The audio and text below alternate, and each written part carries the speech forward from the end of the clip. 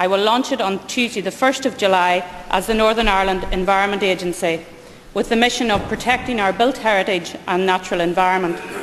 And of course, the agency will carry forward the range of EHS functions and build on its successes. For example, last year, EHS supported maintenance of 97 listed buildings, and its funding of 19 biodiversity officers resulted in district councils declaring 7 new nature reserves. And in total, EHS has now declared 257 ASSIs that cover 94,400 hectares. This is important work, and it is the very backbone of environmental protection. And I know that some people will be disappointed by the decision not to make EHS an independent agency as recommended in the Burke report. To those people I want to say that I and my party take the role of environmental governance too seriously to externalise the organisation into an outside agency.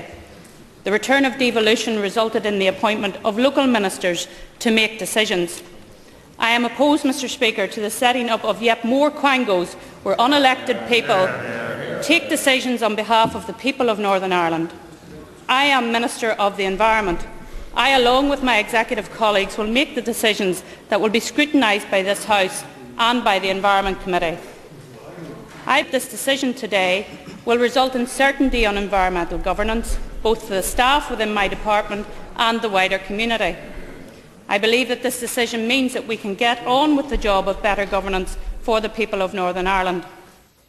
Well, the Minister is with me now, and so too is Patsy McGlone, who chairs the Environment Committee. You're both very welcome. Arlene Foster, is this nothing more than a rebranding exercise then? The EHS becomes the Northern Ireland Environmental Agency? Absolutely not. It's about reforming EHS. It's about recognising the shortcomings that are there and dealing with those, but having better regulation for Northern Ireland within the department so that we have those accountable lines to the Environment Committee, to the Assembly, and we have the accountability to the people of Northern Ireland. And yet you shied away from the one thing that all the other parties, and indeed many interest groups outside of the Assembly, have said needs to be created, which is an independent body. Why are you scared of something being independent? Are you afraid of too much scrutiny? No, not at all. In fact, I think there'll be more scrutiny by the fact that I've kept it within the department, and I very strongly believe that. But as well as that, I do recognise that there's a need for openness and transparency, and in recognition of that, I'm appointing 2 independent board members to the board of the new Environment Agency.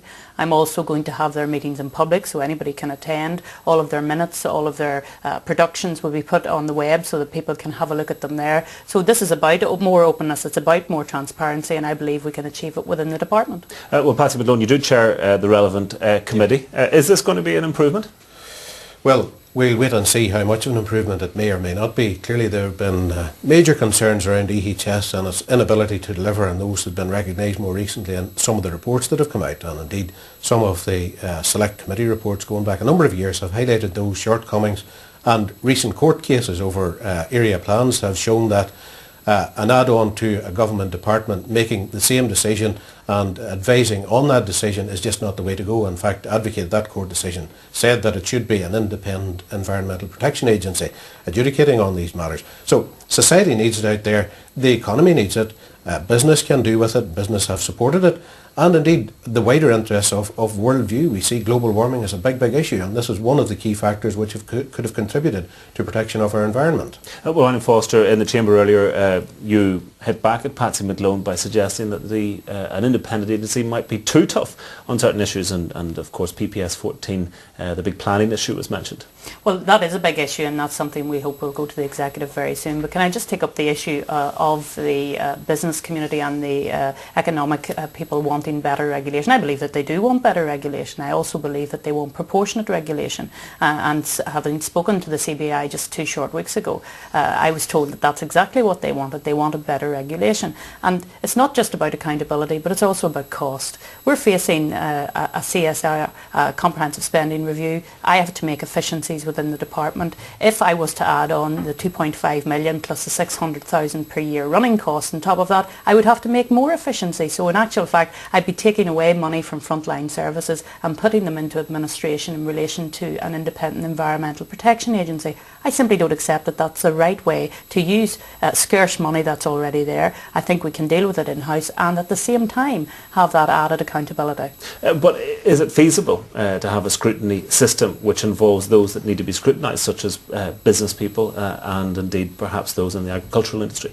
Well, what you're talking about now is a better regulation board, and I've set up this better regulation board to have the dialogue between, and I think that that's very much needed, and I would hope that Patsy would recognise that in the past government has been remote from those people that it's been regulating. I think that there's a three-stage process in relation to regulation. First of all, you educate people in relation to environmental governance. If they don't accept that, then you bring in regulation. If they don't accept that, then it goes to enforcement and to compliance. And I think that's a very clear way to deal with regulation, and I hope that the business and farming community will welcome it. Why is it that in England, Scotland, Wales and the Republic people have come to a different conclusion, because they have independent agencies? We're the only ones going down the in-house route.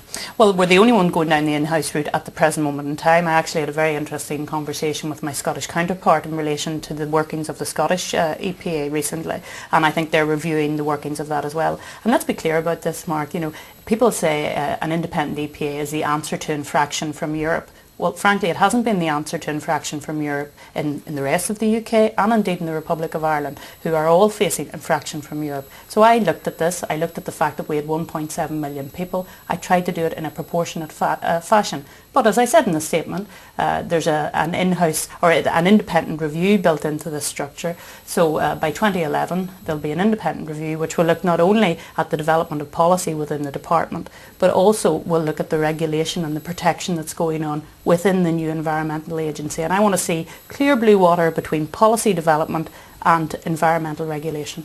Okay, Arlene Foster and Patsy McGlone, thank you both very much indeed. Well, let's stay with